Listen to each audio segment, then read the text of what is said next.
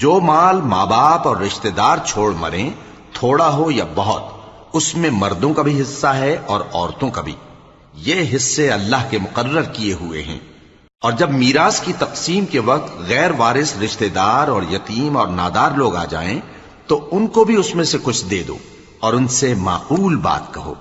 اور ایسے لوگوں کو ڈرنا چاہیے جو ایسی حالت میں ہوں کہ اپنے بعد ننھے ننھے بچے چھوڑ جائیں اور ان کو ان کی نسبت خوف ہو کہ ہمارے مرنے کے بعد ان بیچاروں کا کیا ہوگا۔ پس چاہیے کہ یہ لوگ اللہ سے ڈریں اور درست بات کہیں۔ جو لوگ یتیموں کا مال ناجائز طور پر کھاتے ہیں وہ اپنے پیٹ میں آگ بھرتے ہیں اور ضرور دوزخ میں ڈالے جائیں گے۔ اللہ تمہاری اولاد کے بارے میں تم کو ارشاد فرماتا ہے کہ ایک لڑکے کا حصہ 2 لڑکیوں کے حصے کے برابر ہے، اور اگر اولاد میت صرف لڑکیاں ہی ہوں، یعنی 2 یا 2 سے زیادہ، تو کل ترکے میں ان کا 2/3